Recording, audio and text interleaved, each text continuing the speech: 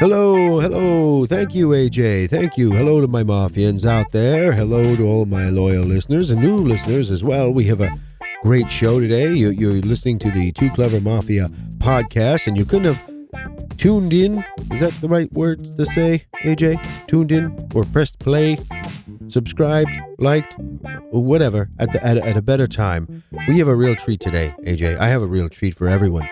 Yeah. So,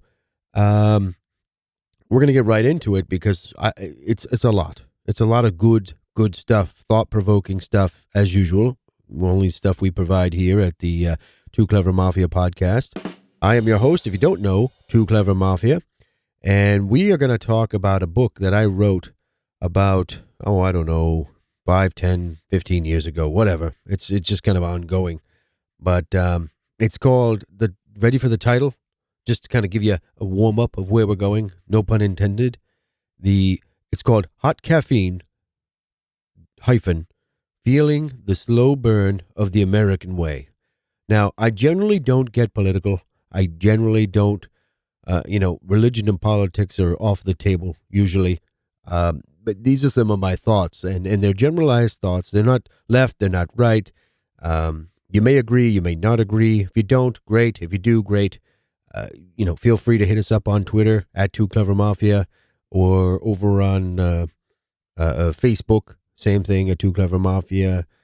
We also have Instagram as well, AJ's, and YouTube. You can definitely comment if you wish, if you're listening to this on the YouTube. But it's really a combination of things that are, I don't want to say damaging our society, but changing our society. And the book itself consisted of 7 chapters, and it's really fun. It's a fun book, but it's also a thought-provoking book, and we're gonna just talk about the book. I'm gonna go over my points, kind of give you an author's perspective, and I'm not selling it. I'm not even gonna put a link for it, but I'm gonna let you know. We're gonna discuss. I really want some feedback from my listeners, and the world is changing, folks. Things are changing. Things are evolving. New things have to be developed. New old things are going in the trash can. And how's it going to work? But it's just kind of continuously evolving, which is how things have always been. But I'm going to go into a quick summary. We're going to have a short break. I'll let you know what the chapters are if you want to tune in. There's also, I'm going to break this down for individual chapters if you just want to listen to a certain section or not, feel free. But the first chapter is basically, it's called Chapter 1. Okay, AJ, I know you were on the edge of your seat, but it's called Chapter 1, Caution, the coffee is extremely hot. Now this was a chapter based around the history of the McDonald's lawsuit and all of that crazy nonsense. But that lawsuit changed the culture of a lot of the way people just sued people all the time for everything. So that's the first chapter. And then the second chapter we had, it's called Chapter 2, Whiplash. Has to do with insurance, auto insurance, some of the rates. Why is it the way it is? Kind of a real breakdown of that stuff, so people can understand it maybe better, or why is it to begin with. But then we have Chapter 3, which is titled Caution. Now, there's a lot of caution in this because it was hot coffee, that whole kind of beginning thing. But caution, monopoly, go to jail, do not get up and go, right? And this has a lot to do with kind of the new way corporations and big business have taken over the world. You don't really have that mom and pop atmosphere, and we're going to go into that a little bit, and whether it's good, whether it's bad, either way, it is what it is.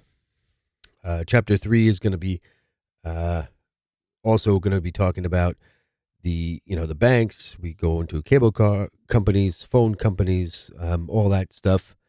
Chapter 4 is Caution, Caught on Tape, it's called. And we're going to go into a little bit about American news media. Well, I guess you could say news media around the world, but mostly from my perspective here in America. And is it really news anymore? Or is it just opinionated mumbo jumbo? Are the facts really reported accurately? And then we're going to go into chapter 5, which is caution www dot dot dot dot. You like that? They think that's three dots, right? Dot dot dot. And what that is we're going to go into some of the gray areas on the web. I'm not talking, no, AJ, not the dark web, not those, and not the gray areas that you might happen to wander upon. But we're talking about some of the laws and the rules and how big companies use the internet to make money, and how things have changed. I mean, the internet has changed everything.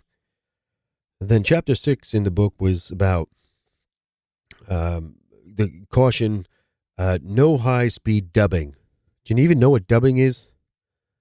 Well, I thought this was kind of a play on on words, kind of, but it does have to do with the music industry. And well, as dubbing, AJ, just for your own information, dubbing has to do with we used to record, and I'm pretty sure it was when you used to record from one cassette to the other, and you wanted to make a duplicate, and you could record at a little bit higher, faster pace than if you would just press play on one and record on the other cassette, and then you would record the two. I think high-speed dubbing did it a little quicker than normal. But the idea behind chapter 6 is what happened, how music used to be before MP3 players, before, all this electronic stuff that I don't want to say killed the music industry, but definitely changed the music industry for both the producers and the promoters, as well as the musicians and the artists. But it definitely changed the way they make money. And I don't know. Currently, I don't think it's a good thing. But we'll have to see. We'll have to go into that in more detail.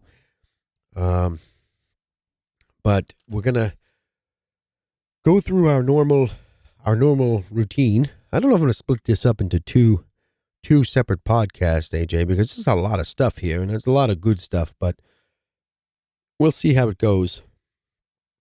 So you are all, and you don't have to pay for a thing, folks. Listeners, you can listen to me talk about my book.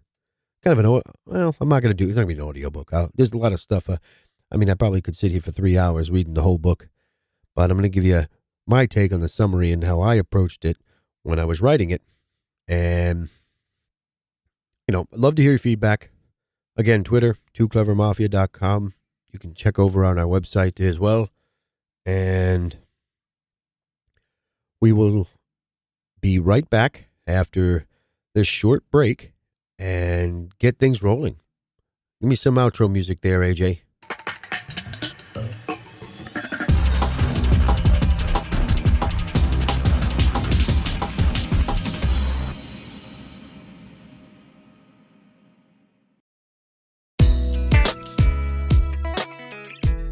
Hello everyone. Welcome back. You have once again joined up with the Too Clever Mafia podcast. I am your host, Too Clever Mafia. Thank you for my beautiful intro, AJ, who's over in the sound booth. We are going to get right into chapter 1 of our Hot Caffeine, Feeling the Slow Burn of the American Way book read, or book summary, whatever you want to call it. And that way you can drive and you don't have to worry about reading while you're driving. But chapter 1, titled, Caution, This Coffee is Extremely Hot! Exclamation point. Is basically the history of the McDonald's lawsuit. Not the history that you might have read or heard. This is based on the legal documents from the case. This goes way back to 1994. Liebeck versus McDonald's, 1994. It was the case of a 79-year-old woman who ordered a cup of coffee, spilled a cup of coffee on herself in the pelvic region, and suffered third-degree burns. Really, if you look at some of the details of the case, the details themselves are what they are, but this case itself changed, I feel, in the way people looked at their liability It added those extremely hot words to the side of the cup. And I believe lawyers all over the land said, hey, we have to really limit liability by making sure we think of everything, even though not only think of everything and be able to put some sort of disclaimer, but we need to be able to kind of think of the things that everybody already knows and also disclaim them. So, but the case with Stella, it was really rough because she was hospitalized for 8 days and ended up having to get skin grafts. And they said over 2 years of medical treatments. The bills alone for it were about $160,000 back this was the early 90s. And she won the case. Originally, she won $2.6 million, right? And the medical bills, which was like $160K. And the lawyer was very good at arguing that the coffee, which back then was served between 180 and 190 degrees, was considered defective because if you went anywhere else, you weren't, the odds were you weren't going to get a cup of coffee at that temperature. Now, McDonald's argued back and forth, stating, how they were fast food and it was fresh and it was hot and brewed and all of that, but you can obviously brew coffee at a lower temperature than that, but I'm no expert on coffee, and if you are, head over to our Twitter and let me know what the proper temperature is coffee should be brewed at.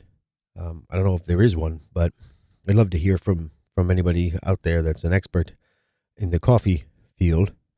But McDonald's originally refused to settle. Now, supposedly they wanted to settle for a lot less than the $2.6 million, but then went through the jury, a whole trial. The jury awarded the $160,000 for the medical and the $2.7 million for punitive damages. But then the trial judge turned around. I wish we had his name. I got to see if I can find his name.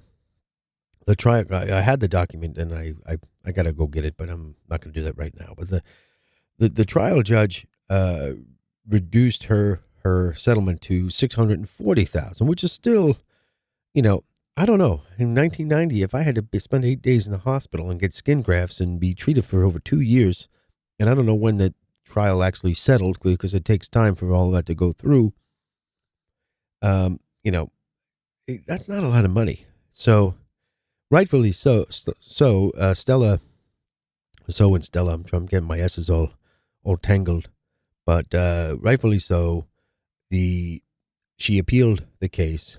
And while it was pending, McDonald's, I guess, realized, hey, it was getting national attention at this point. And McDonald's realized, hey, we got to get this out of the news. We want to make sure we're going to go back to selling our nuggets and burgers and green shakes on the holidays. And we really don't want to be, dragged through the mud. It could ruin a company. And they ended up settling with her for a confidential amount after this whole thing. But there was actually a documentary, if anybody's interested. I think it was 2011 on HBO. I don't know where you'd find it, but it's called Hot Coffee. But on the whole situation, made for television, I guess. But the point is, this changed everything. From that point forward, it was, even I remember the kids back then, and the younger folk, they were, it became, I'm going to sue you for everything. I'm going to sue you for this. I'm going to sue you for that. It really opened up, what the so-called ambulance chases, lawyers that, you ever hear of that term, AJ? Yeah. Yeah. They someone gets injured and then you got the injury attorneys following after them, looking to make a buck. I mean, rightfully, people do get injured and it's somebody else's fault. But the people were suing everybody for anything. You hurt your finger, but I before that, I don't remember. Maybe I'm wrong, but I don't remember lawsuits being brought for such things that just should have been taken care of, I guess. The McDonald's thing was you go in to the manager, and this person got injured and hurt, and got a lawyer and said, listen, hey, my client is injured. McDonald's should have came right forward and said, hey, okay, it happened. She's injured. It was our product. We're going to take care of it. Now, it's just, and it created a world where there's disclaimers on everything since then. And, there was actually something I saw. There's a disclaimer when I go to the food store with the shopping carts, right? And it says, we're not responsible if our cart damages your car. And the theory behind it, I guess, and I don't know the legal, I'm not a lawyer, but the legal principle behind it. But I believe that's more of a scare tactic, because if your property damages my property, unless someone is pushing that cart, but if it blows across the parking lot and it's your cart, if my garbage can flew around and damaged someone else's car, I'm responsible, because that garbage can, I believe, was my property, and my property damaged someone else's. So why wouldn't, because there's the disclaimer, if I put a disclaimer on the side of my garbage can, hey, if my garbage can blows into your car, I'm not responsible. So you could just say you're not responsible, and you're not. I don't know. I don't know the legal mumbo jumbo or jargon, but I would think, but it created this environment. So, from that point forward, I mean, everything from bags being choking hazards, which, let's be honest, if a child is using this bag as a choking hazard, they're not, if it is a choking hazard for a child, that child more than likely cannot read the printed ink on the bag. So who is that for? So it's for the parents, right? So to say, hey, listen, FYI, this bag can suffocate your child. And are parents really saying to them, there had to be some situation, right, for this to happen, but are parents really not aware? Are people not aware of that? Is it, and is it more of somebody not being aware so they can sue the bag manufacturer? I don't get it. It's just a way for people to say, hey, my fault, not my fault. Like they say, sorry. Somebody said this to me the other day. One of my grandkids said, sorry, not sorry. So what does that really even mean? It's offsetting sorries, So it's like, hey, we're liable, we're not liable. I don't know. It's one of those things where,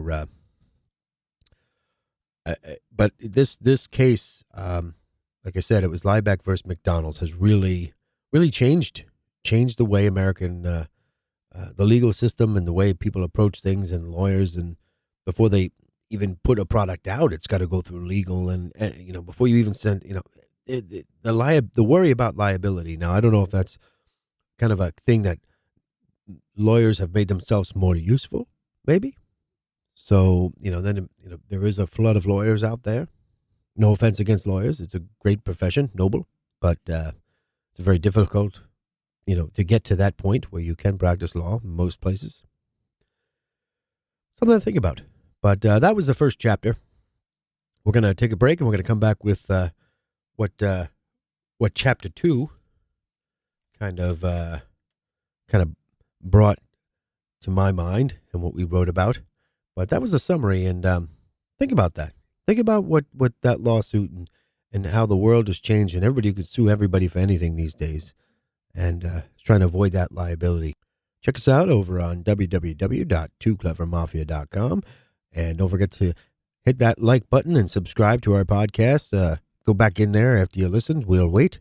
Just kidding.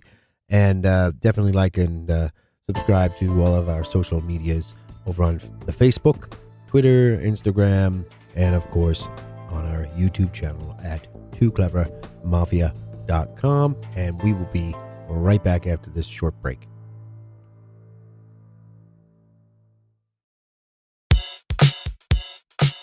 Hello, everyone. Welcome back. I'm your host, Tooclevermafia. You are listening to the Tooclevermafia podcast. Thank you, AJ, for another lovely intro. And we are back here with the part two of our six-part series, would you say?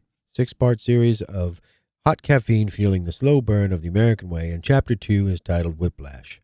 Whiplash kind of speaks for what it is. What do you think it is, AJ? Yeah. Yeah, it's an injury you get, but usually you get an injury, whiplash, you usually suffers in some sort of automobile accident. So, but our topic is about insurance and auto insurance. And those of us, everybody knows you have to have auto insurance to cover your vehicle or vehicles. And or most vehicles, right? I think you have to have boat insurance, plane insurance, probably, motorcycle definitely. But auto insurance varies from state to state. So depending on where you live in America, auto insurance rates are different. And, some states are worse than others. Some states are good, have good rates. Some states you pay monthly for the same price you would pay annually in other states. And the question is, why do they differ so widely? Like, why are the amounts so much cheaper? And kind of things to think about, right? And these are the things that I think matter. They really should matter. And, your driving record should matter. I understand if you're crashing into a car every other day, the insurance companies are taking more of a risk, but you're also not a great driver. So maybe you shouldn't be behind the wheel. But if your driving record is not that good, your insurance rates should be higher, right? You're speeding, you're crashing into things, unfortunately, you're drunk driving, things like that. You shouldn't be behind the wheel of an automobile anyway. And I think if you get caught doing like drunk driving, a lot of states, they give you either an opportunity or they take away your license for a while. That's a whole nother matter. But, which also, by the way, affects your insurance rates, which again, totally understandable, makes a lot of sense. I think also the years behind the wheel. Now, I'm not just saying this because I'm 500 years old. I'm not 500 years old, but I'm not. Years behind the wheel makes a big difference. And not all the time. There's people that have been driving for 80 years and they shouldn't be on the road for 79 of them. But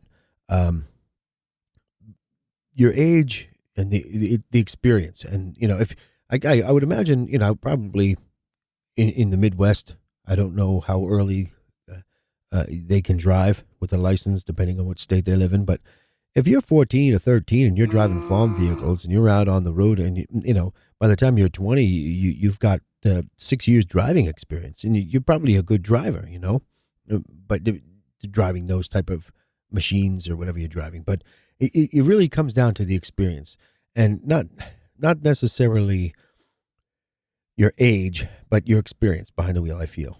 And have you driven cross country a dozen times? Have you put the mileage, the miles on the tires? You got to have that experience, which makes you ultimately a better driver. Now, there are distractions that come into play, and there are, if you're not focused behind the wheel, or you're watching a movie while you're driving, that kind of stuff, is going to make you not so great. But that should be a factor. And then maybe the type of car. This is where I think this is both.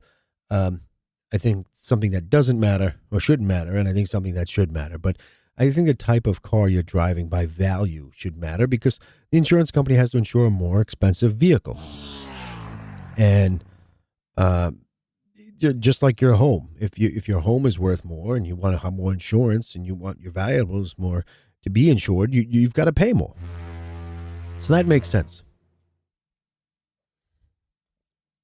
What doesn't make sense to me is, and these things I feel shouldn't matter, is like some insurance companies will charge you money, more money for insurance if your credit score is no good. What does your credit score have to do with how well you drive?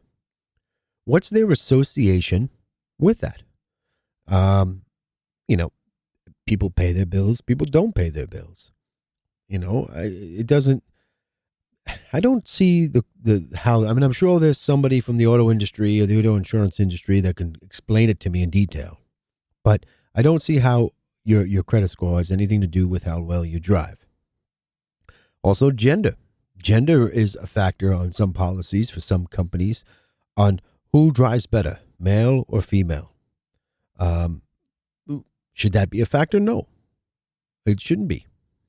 But I was told by I'm not going to say the name of the old insurance company I had. We'll just say it was Every State Insurance, and they said that, well, women typically are better drivers than men, safer drivers than men, and in turn, women get less expensive rates. Is that fair? I don't know. But I don't think it should matter. I don't think it should be a deciding factor in how much you pay. Also, age. Young or old. Sometimes younger folks they're going to pay more. They're newer drivers. Well, that's true. But again, depending on when you start driving and depending on your record, if you drive, let's say you're 18 years old, you get your license. I don't know what the ages are in the different states, but I know they vary. But you're 18 years old, you get your license, you drive great for 5 years, 6 years, 7 years. When does your insurance go down, AJ? Right, 20. Okay, well, that makes sense, right? So AJ just said, well, when you need to be 25 to rent a car, and your insurance rates typically don't go down until then. So I don't know how true that is, but why is a 25-year-old driver any better than an 18-year-old driver? I don't know. There's people that are a lot older that can't do things that younger folks can do, and vice versa. That it shouldn't be a deciding factor, is my point. Also, some states, some cities, some towns, they charge more because you live in a certain state, city, or town. Higher crime, more car thefts. That's just not fair. I mean, that shouldn't be a deciding factor. I mean, you're guessing and making assumptions that someone's going to steal your car and the insurance company's going to have to pay for it or whatnot, or it's going to get more damage. Shouldn't be a deciding factor at all. And then this is the type of car. Now, if it is a sports car or it is a van or an SUV, should it be a deciding factor in that rate? It shouldn't be, because I don't feel it should be, because, like I said, the type of car by value, understood. But the type of car, whether it's a sport or van, I've seen some minivans fly past me on the highway at high rates of speed when I was doing the speed limit, and they could have been doing double. At the same token, I've seen sports cars. I have a neighbor who has a Corvette, very fast car. I don't think he's ever gotten it out of first gear. He drives 30 miles an hour, whether he's not on the highway or not. Very safe driver, by the way. But it doesn't matter. My point is that it doesn't really make a difference to anyone as far as like what car you have. It just is kind of a way, I guess, for the insurance companies maybe to make more money. But so that's kind of a summary of what chapter 2 was at. Something to think about again.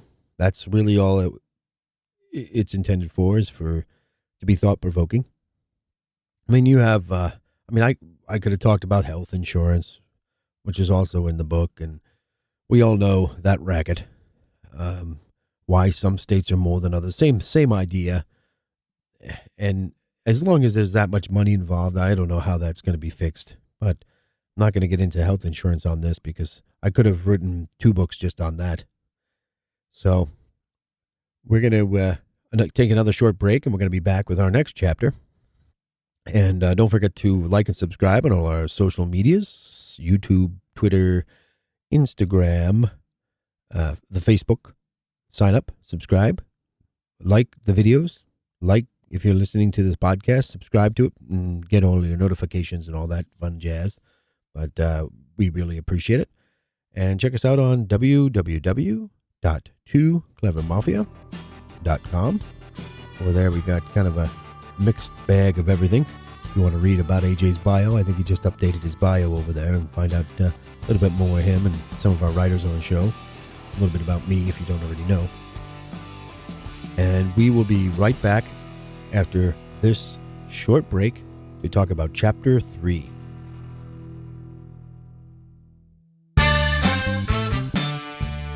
Hello, everyone. Welcome back. Thank you, AJ, once again. Hello to my Mafians. We are back with part 4, which is really about chapter 3 in my, what do we call it, manifesto? Is that what we call it, AJ Revolt? Yeah. Hot Caffeine, Fueling the Slow Burn of the American Way. This is going to be chapter 3 of the presentation from the Tooclevermafia podcast, and I'm your host, Tooclevermafia. So, chapter 3, we're going to get right into it here, AJ, is it's called Caution, Monopoly, Go to Jail, Do Not Get Up and Go. Well, what was this chapter about, AJ? I know you're wondering. Well, my big question in this chapter was, why would anyone make anything new? And what my point was with this was the corporate America. It has its place, right? Capitalism has its place, but in corporate America, if you make something, and a lot of people have become rich millionaires, rich beyond their wildest dreams, because they created something, and then they sold it to a big corporation who bought it and made it even bigger and cashed you out, and that was it. But the flip side of that is if you create something, let's say you open up your own hamburger joint, right? Your own hamburger joint, and you make a great burger. You put your heart and your soul into it, and you put love into every single bite, and you open it up, and there happens to be a McBurger place somewhere in your area. They're not gonna, you're doing so well. You're pulling business from these places, right? They're gonna try to shut you down. They're gonna try to steal your business one way or another, because maybe not the big franchises, because they're definitely they might not even care. They're gonna draw customers, but if you do well in customer service and you make a superior product and a great value, you can draw customers away from those places, especially the medium-sized ones. Not the number one in the franchise. You go to those 2 and 3 and 4 spotters.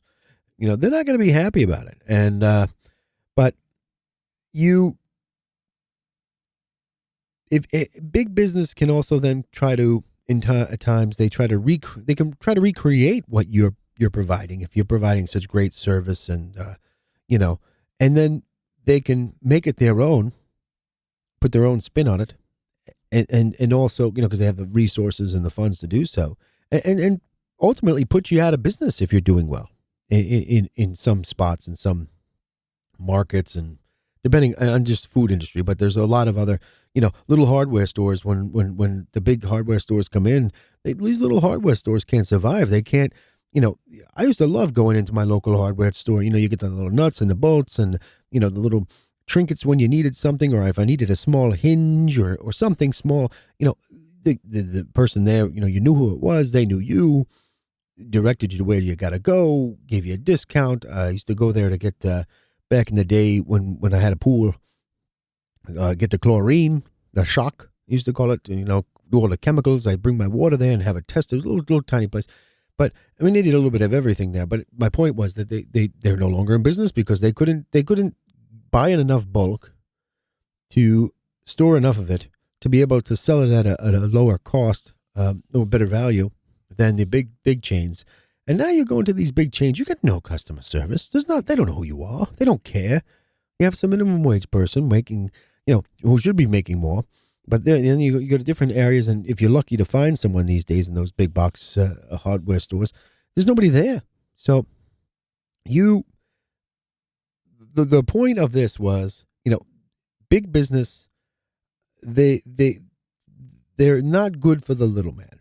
Then the mom and pop, and then mom and pop businesses end up having to go and work for those big businesses who don't pay well for the starting levels. You can work your way up, and I'm sure it'd be management, director, but you ultimately, though, when you work for someone else, whether it's a huge corporation or middle of the road or small, your efforts are going to better the efforts of the owner of those businesses, whether the shareholders, the CEOs, or the small business owner. That's who your effort's going for. Now, if you're okay with that, great. But when you own your own business, if you're the owner of a small business, a medium or whatever, and you put the effort in, that's what you're going to get out of it. So think about that. Think about that. It was thought provoking on that level to say, hey, should I go into business for myself? And there's a lot of scariness into it. You're worried if you're going to fail, and you put all your eggs in one basket, kind of that way. And then there's other things that big businesses offer, sometimes health insurance, which, by the way, from what I understand, the big businesses, they're not doing well on the health insurance part at all, unless you get a government job. But they're not doing well. Now it's not even an insurance, it's like a co-insurance, so it's not even that good anymore. But it's not a selling point. They don't care about it. It's just they've given up on caring about health insurance for their employees. But and when you kick out the small businesses or the competition, the price just keeps going up and up and up. Look at phone companies. They keep scaling down. I don't say scaling down, but they're scaling down their services and what you get for every buck. And the prices just keep going up because there's less competition. The big phone companies are going out of business. I mean, who has a home phone anymore? And they've got to find other sources of income.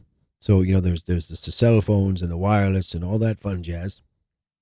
And, it's just more competition I don't know what's better. I mean, does more competition create a lower price, but less quality maybe?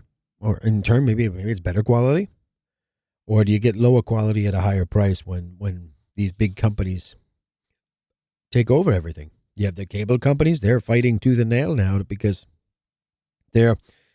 people are streaming. They're getting through all these apps and everything now, and then they're streaming, and they got to find another way. So they create their own apps. Every channel, if you notice, every channel has got their own app for something.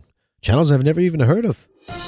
And they're streaming their services, but they're not going to have, it used to be you go kind of like shopping in a mall, right? The idea of going to a mall is you got all these stores in one place. You can knock them all out as a consumer. And then, but as an owner of a business, you open up a store in a mall, you've got customers that are being driven by what they call the flagship stores, right? And they're coming in anyway, and they might stop by and buy a pretzel. So that was the idea of a mall, and that's what kind of the idea of a cable company. They bring all your channels in one place, but now these channels are starting to break off, and they want to go work on their own. Now, is that going to be good? Are people going to be loyal enough to follow these channels? Or they're going to say, no, you know what? I'm going to still go where there's more channels, which, I don't know, personally, that might be how my approach is. I want to stay where there's more channels. I'm not really looking to make things more complicated where, okay, I got to have 45 apps on my TV or my phone to be able to watch a show. I mean, that's nuts. That's crazy. Banks is another one. There's 8 million banks. I don't even know how they survive. One bank it's like a weed. The bank, if a new bank comes into town, all of a sudden there's 45 branches, and you never see anybody there. What are they doing? They just make it look like. I mean, is it sometimes I want to go and see if they're really buildings. You go inside, it's like a facade. You open the door, and it's like you're in a back warehouse. But what do you need banks for? All this real estate. People don't go to banks anymore. Everything's digital. But they're just taking up the real estate. Credit cards, is 8 million credit cards out there. Why?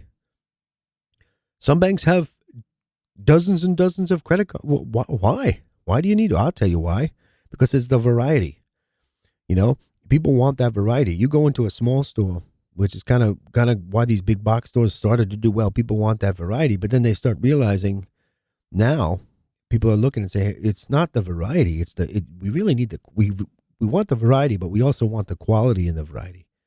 But in order to provide that variety, the quality is diminished. Wholesale companies, you go into these big box wholesale stores. I have a membership to one of them. And, some is a good value. I also heard that they don't sell anything more than 30% the cost of it, which is good to keep price control down. But, the problem with that is like someone like myself and Mrs. Mafia, I very rarely have the need for 480 eggs, large eggs. I'm not going to make that big of an omelet. A dozen eggs is fine, but they don't have that small. And, I got to buy enough of it, and then it will go bad. And then you have to say, well, okay, it's less expensive. Like some things I do buy there. I do, I know, I buy the coffee there. I buy Sometimes their meat is very good, higher quality. I don't mind that there. But for the most part, things are just getting taken over by big corporations. Satellite radio, another one. Satellite radio. Some great folks that work over at satellite radio, and but you got music streaming.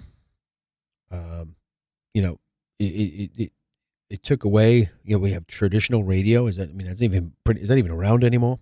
I think I tried to tune into one of my local radio stations the other day, and I couldn't even get a frequency. But the idea of what the chapter was, getting kind of off track here, is the monopoly. You know, is obviously we know is one company owning too much of one particular market, right? It's kind of out the window. I don't even think that matters. And I don't even think governments are trying to. I mean, how do you monitor that? It's very difficult to begin with. Because who's to say what is a value, what is not, or what is now different, online platform combining with a telephone company, and like, are they the same? Are they different? Is that really a monopoly? If you're owning two separate businesses, I mean, you keep them separate, combine them. Who knows anymore? I mean, I hate to be the guy in the government that's got to get that file on his desk to sort that mess out. And then you have the big part of all of it is, you got advertisers, right? How are advertisers going to connect with their customers? You look at advertisements, and there used to be commercials, and I love now I enjoy a good commercial here and there. But people skip ads. I generally do on the YouTube. I got to say, I don't know if I should or not, but I skip the ads. But when a commercial comes on TV, I usually use that to get up and take a break. Hit the lavatory or refrigerator or whatever. But on the YouTubes, on the internet, if I can, I'll skip through, especially when they have the little bar now where you can automatically skip through. So that's going to kind of change how people approach things as well. I mean, but the monopoly on these big corporations, they've got to be real careful, because it's going to drive prices way, way, way too high. People aren't going to be able to afford it, or they're going to have no other option, and then someone's going to pay for it. Someone definitely will pay for it, and more than likely ends up being the consumer. So check us out on www.tooclevermafia.com. Check us out once again on the Facebook, the Twitter, the Instagram, the YouTube. We're going to be right back with the next segment, next chapter. Don't go anywhere, and this next one is going to be fun.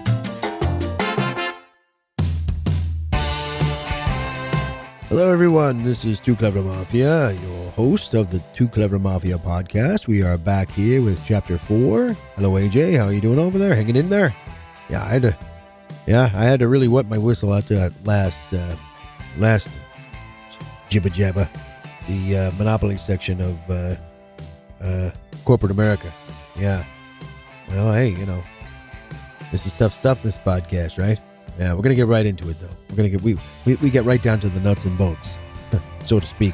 But apparently, we have to go to a large appliance store. We can't go to a hardware store because there's none around. But anyway, we chapter 4 in the next, which is the next chapter in the hot caffeine feeling the slow burn of the American way segment, manifesto. Sorry, AJ, and it's called "Caution Caught on Tape." Now, this is where it gets political, folks. I'm just kidding. I really don't have what do they say, a horse in this race?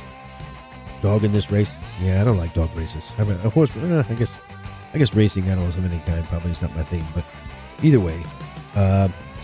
So, we're going to go right into the news media here. Yes, I said that the news media. Now, I, your host, Tooclevermafia, I do have a press pass. I am, I forget what my title is. I don't even have, where is my press pass anyway? But I do have a press pass, so I am a member of the press, technically.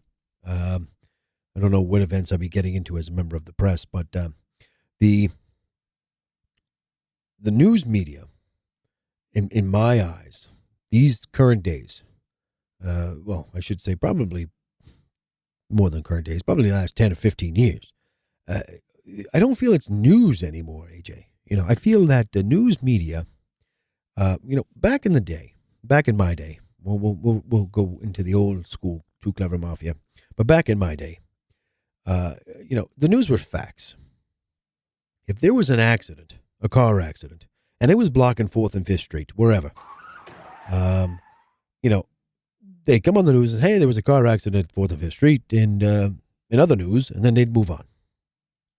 Now, if there's an accident on 4th and 5th Street, and I want to know, hey, what's going on over in 4th and 5th Street? This is before I knew about the accident.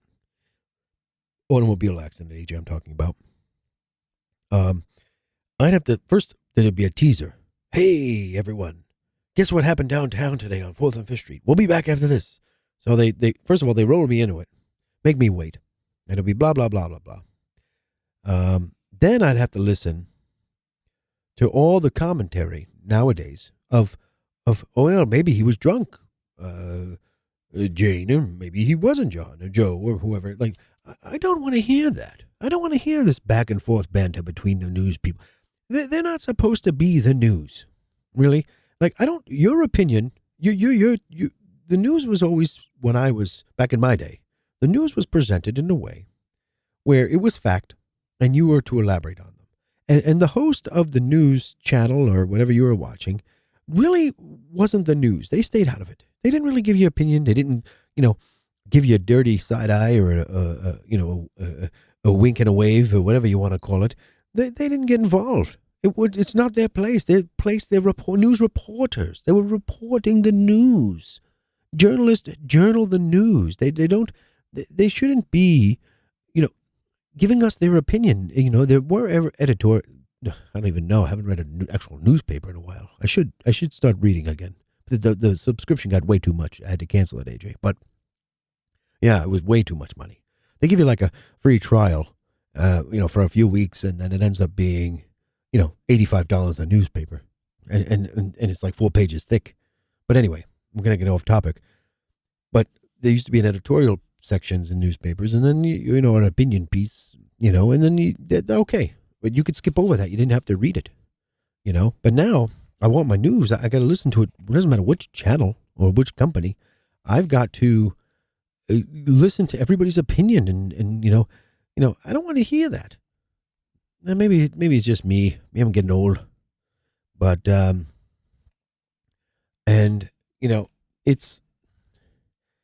it just really is. Some people too will believe anything they hear. So if it's presented in a way, if news of any kind is presented in a certain way, those people are going to, spill that, hey, Joe, what'd you do today? Well, did you hear about this XYZ? And they're going to present it in a way, taking the opinion of the newscaster, host, or whatever you want to call them, and then they're going to present it in a way that's going to be, bias already in the situation, and it's not factual sometimes. And then it's like the game telephone. It just keeps changing and changing, and then it's not. And when it comes to politics, folks, I will say that aside from the news desensitizing Americans and the stuff that we see on the news and the uninformed commentary we hear, it politically divides, or has been politically dividing this country more than ever before. Let people make their own decisions. But now it's become different groups, and you got to either be on this side of the group or that side of the group.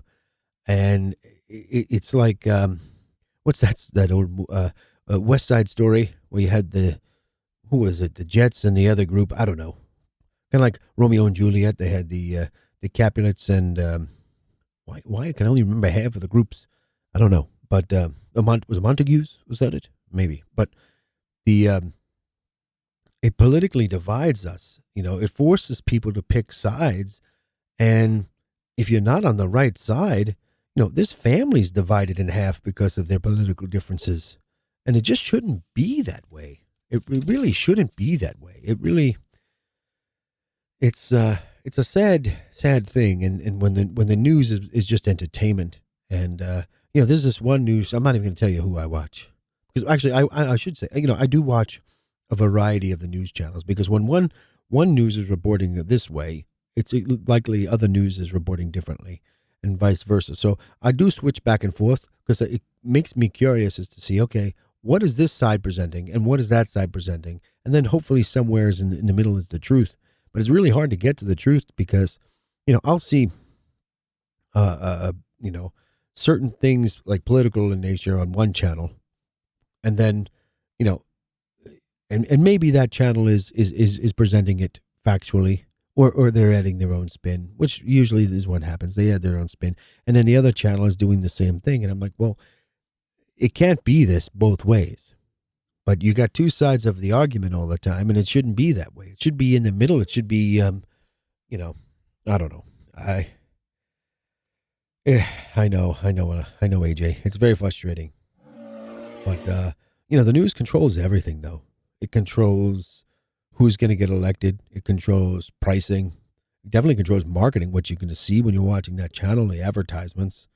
And it controls radio and TV. It controls what people want to watch, which celebrities they like this week and which one they don't.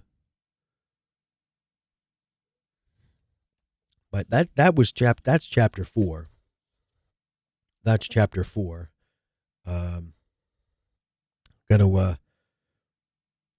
Chapter 4 can really get in depth, but we're gonna kind of, I'm gonna go right into my next part of the chapter 5, which is caution www ...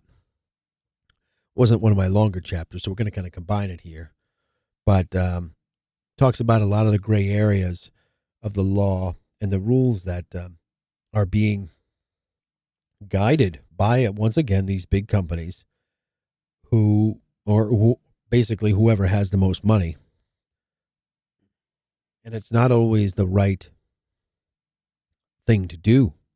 When you're looking to make money and you're looking to see what's right, whether it's morally right or just legally right, it's not always, they're not always aligned, So we talk a little bit in chapter 5 about the internet. I mean, there's so much to talk about the internet, but, there's a lot of, who controls it?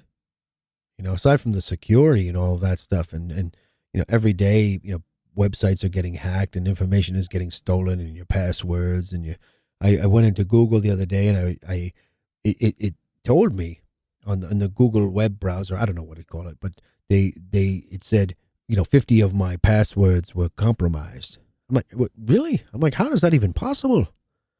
My passwords are pretty strong. They're 480 characters each. Combination of letters, numbers, and characters.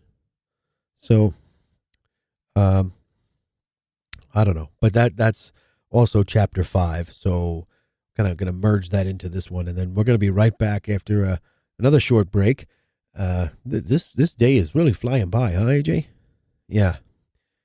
Well, I'd be remiss if I didn't say check us out on all of our websites. You can check us out on Teespring if you want to get some merchandise from our show, or you can donate to Patreon at Tooclevermafia on all the social medias, Facebook, Twitter, Instagram, YouTube, of course. And if you need any of that information, you can head over to www.tooclevermafia.com. Check us out over there. And we're going to take another short break. We're going to get to our final chapter that we're going to talk about today, chapter 6. And I'll give you a hint. It involves the music industry. Yeah. No, not podcast people, AJ. Just have you ever heard me sing, AJ? Oh boy. Okay. We'll be right back after this.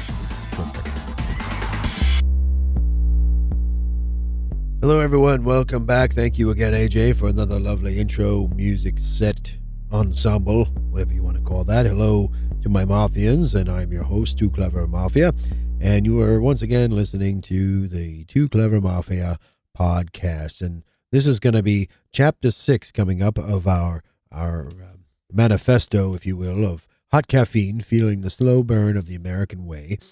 Chapter 6 is titled Caution, No High-Speed Dubbing. Do you know what that is, AJ? Do you know what no high-speed dubbing means? No? Well, you know what high-speed dubbing is? Yeah? Okay. Well, I'll explain it. So, high-speed dubbing used to be a term on cassette players and music cassette tapes, if you will. And you can record one tape to the other, usually at a higher speed than just playing it and recording it. If you were kind of duplicating a tape, I don't know what the times, if it was 2 times, 3 times, 4 times. I used to have a whole, what they call rack system with all that stuff in it. I don't know where it is, maybe in storage, who knows. But that was what high-speed dubbing means. And so chapter 6, I go into, well, let's just go into it, right? So back oh boy, when was this? Probably after the Walkman, and then they came out with the Discman, which played CD discs. They started with the MP3 players because they wanted music to be portable, smaller, and we went from cassettes, I feel, that were smaller, that I guess not as reliable, to CDs, which were maybe better, a little bit better on the reliability front, but they get scratched up all the time. But they were huge. Then you got a portable CD player. Want to walk around the block, and then you bump it stopped playing. Then they came out with ones that had anti-skip, which was basically recorded ahead of time. It was kind of delay, like a tape delay, basically, and inside and some sort of memory in them. Anyway, they came out with the MP3 players, which Apple came out with the iPod and changed the world, right? And there was other brands that were trying to take over that market at the time, and I don't think really many of them succeeded. But it ultimately, I don't want to say killed the music industry, but it definitely changed the music industry forever. And back in my day, even going back, I'm going to say 60s, 70s, around there, artists went to a music company. They were signed by a music company. They created an album. Sometimes they created a little two-side single, if you will. And they created an album, and they got paid for the album sales. They got paid for album sales. They did, concerts, but they got paid for all that stuff. Now artists know, from that point, well, I don't want to get too far ahead, but they used to make that, and then they used to make the money on the album sales. Then they tried to work it into digitally we got to, people, they were back in, what was this, the 90s, late 90s, I guess. People started downloading music. It would take you 4 days to get a song, but you could download the music on these not so great websites. I don't even know if there were websites. There was some sort of peer-to-peer sharing services where Napster was a big one, and they ended up getting sued and shut down. And you wanted a song. This is before iTunes and all that. And you wanted a song, you would go out and you would download a song, and apparently it was totally illegal, and whatever. But you would get a song, and then you would listen to it on your computer or wherever you wanted, whatever you wanted to, and build your own collection of music. But that kind of cut the artists out altogether, and the record companies, which didn't like it. So it was a peer-to-peer sharing thing, which, back in the day, you lent somebody an album, they listened to it, they returned it. You lent somebody a cassette, same thing, or they high-speed dubbed it, and they recorded it. I don't know if that's legal or not, who knows? Or was legal, who cares? But after that, then you had your CDs, and you had to burn them and copy them. You can create your own little backup in iTunes in case your CD got scratched, which happened often. But so the artists had to change how they got paid, and they kind of convert. Listen, we went digital. We're not making money on these album sales. The record company said, "Hey, we're not going to pay you for these record sales anymore." Then Apple Music came out, which they sell the songs on there, and then they came up with these bundled packages where now you can listen to you buy a subscription monthly, and you can listen to any songs you want that are on that service. Now, how that works on the back end, I have no idea. So don't even ask me that. But I can't imagine it benefits the artists in any way, because how could you? You used to pay royalties to somebody if they play a song on the radio, which I imagine still happens. But how do you track all of that? On these digital services, if they're downloading millions, I don't know. I'm sure that they're doing something, but it's not benefiting the artist. I can tell you that much. But now, with the current situation and how the artists had to switch, the album sales aren't, with all the streaming services, artists had to switch to doing these live performances and really making their money from the shows, selling their merchandise, their backstage tours, their the food and beverage sales, right? So that's where they made a lot of their money from. And then where, they try to play the bigger venues, so they have 30, 40,000 people in there. And then if you only got 10 or 20 in there, you got to pay a 3-night show to try to make some money. And then you would split it amongst the other artists maybe that are coming in. Who knows? To try to draw ticket sales. And if you don't make your money, then who gets hit? Probably the artist, if I had to guess. There's a lot of people making money in the music industry or looking to make money. You got your promoters, you got your managers, you got your record companies, you got your artists, musicians, you got all of that stuff. The venues. So a lot of the big artists, I think, have switched to sponsorships because, whether it's beer companies or whatnot, AJ knows I love the country music, and it seems like there's a beer country ad everywhere, or a big, a lot of them, the pickup trucks, kind of stereotyping country music fans, but no cowboy hats. I don't know. I would imagine some cowboy hats companies are sponsored by some musicians somewhere. I don't know how that works, with the clothing and all that. But anyway, I read an article that kind of got me thinking about this as well. A more recent article about how the venues and the promoters and the rules have now changed, because when this happened, the pandemic in America, a lot of these ticket sales are sold, months, a year in advance, months in advance, definitely. And they had to refund ultimately. And they tried to reschedule events, but ultimately a lot of folks had to get their money back because they said, listen, I can't go, you reschedule this concert for next year, or you reschedule, it was a Saturday night concert, you reschedule it for 6 months from now on a Thursday. You can't do that. That's just not the right thing to do. And the ticket companies, the big one that pretty much runs everything, had to figure out a new way. So, but what I read was that because of this, it opened up the venue's eyes as well as the ticket promoter or people that sell the tickets. I guess the promotion company, if that's what you call them, they're not going to ever take a hit like this again because they took a bath. And so they're going to pass these costs ahead of time most of the time onto the artists, because the promoters aren't going to take the hit anymore. And then the artist is, I've heard everything from insurance for the venues. When artists go there, the artists are going to have to take care of all of that.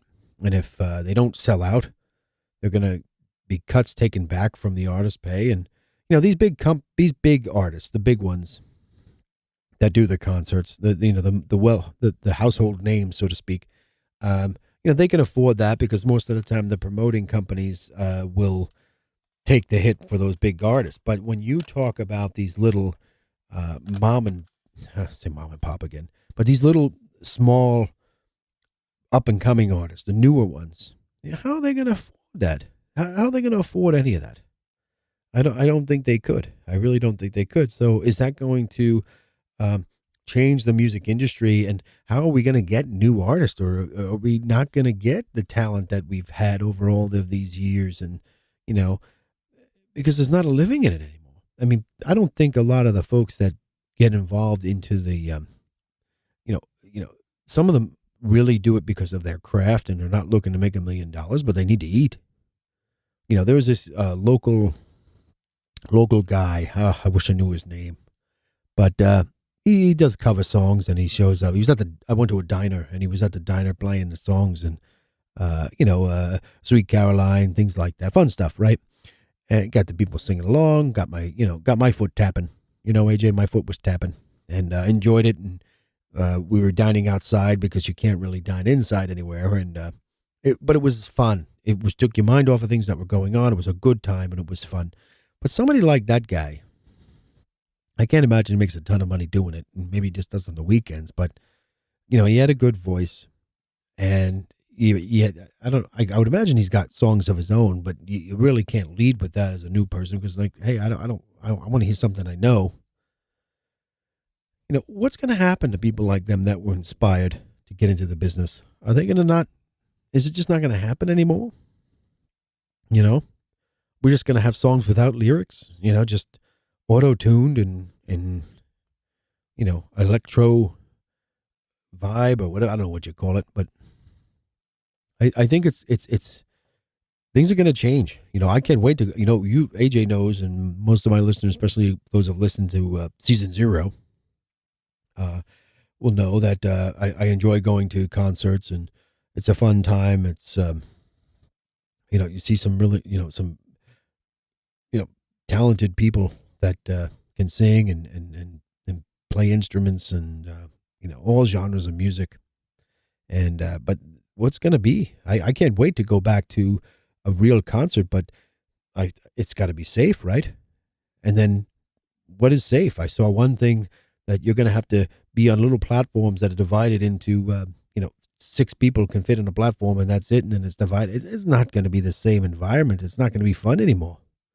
If I have to sit, basically like the similar situation, if I was sitting home watching television, am I going to waste my money to go to a concert? And who knows what the prices are going to be? You think the consumer's not going to take a bath on getting back into to the arena? They're not going to be charging, you want a bottle of water, it's going to be $50. And speaking of $50, AJ, I don't think I ever told you this.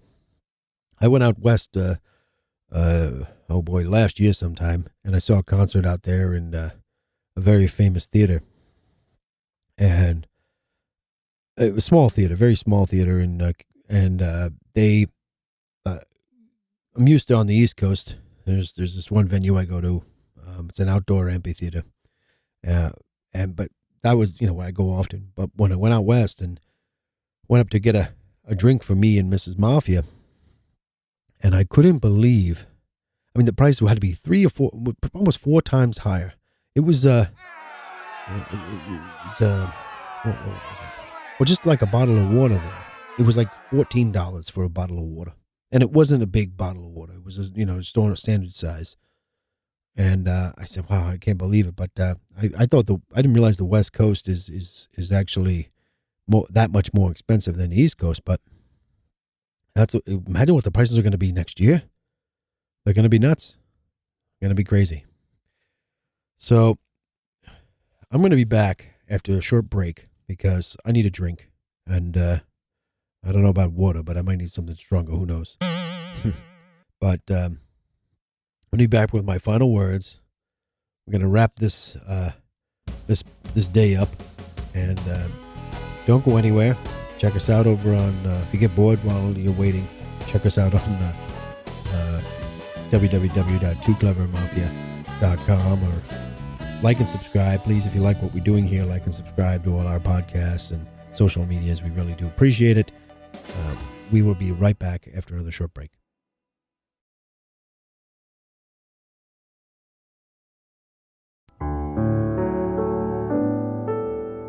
Hello, AJ. Welcome back, world and Mafians and listeners. Wow.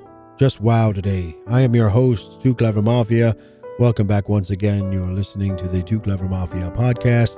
And we're going to wrap this up with my final words, as I usually do. Hope everyone enjoyed going over the kind of the summary, if you want to say. AJ called it a manifesto. I call it basically a story that we wrote down, or I wrote down. And hot caffeine, feeling the slow burn of the American way. The way things are going, right, AJ? What are you going to do? If you enjoy our show and you'd like to support our channel, head over to Patreon at Tooclevermafia. Get our gear. If you want a nice t-shirt with my mug on it, or a mug with my mug on it, head over to Teespring. Like and subscribe on all Facebook, Twitter, Instagram, YouTube. Just like, subscribe everywhere. We'll wait. We really do appreciate it, and it allows us to keep bringing you this wonderful content every single week. Shoot us a tweet, send us an email, tooclevermafia@gmail.com. We love to hear from you. We love to, you can, I think on our website, you can head over to Anchor, and you can even leave a message. You can leave a message for us to use if you want to say hi, and we can use that on our podcast if you give us the permission to. Probably reach out to you, so make sure you give us an email to get back to you to get your permission to sign your release. But I'd love to hear from everyone there. And so what did we figure out today, AJ? Well, okay, let me tell you. Okay, so we figured out that necessity is the mother of all invention. And we didn't invent that saying. It's been around forever. But, as things change, this, for example, our new work environment, working from home and all of that, it has a ripple effect. And as things change over time, they affect other things, and some good, some bad, but it's going to affect it. So things will always change. And anybody that knows anything, the more adaptive you are to change, the more of a chameleon, if you will,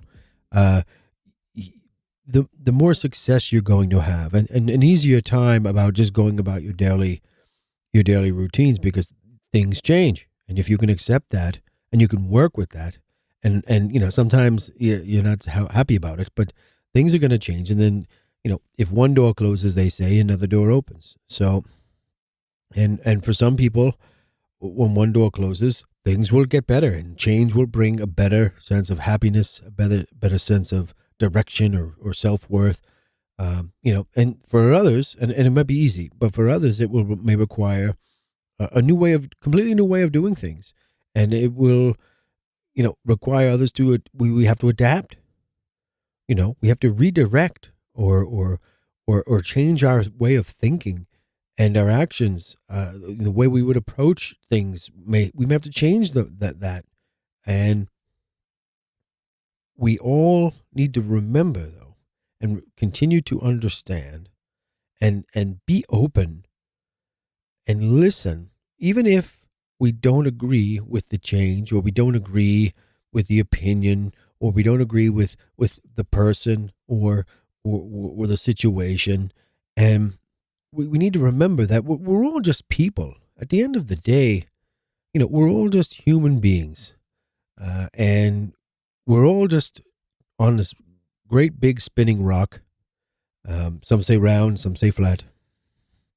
But we're all on this great big spinning rock, and we're just trying to survive, just trying to get by, do what we need to do, whether it's to contribute to society or just to survive in general, and sometimes provide for your family, provide for yourself, better yourself, whether it be through education or, trying to move up in the world, move up your status, if that's what you're looking for.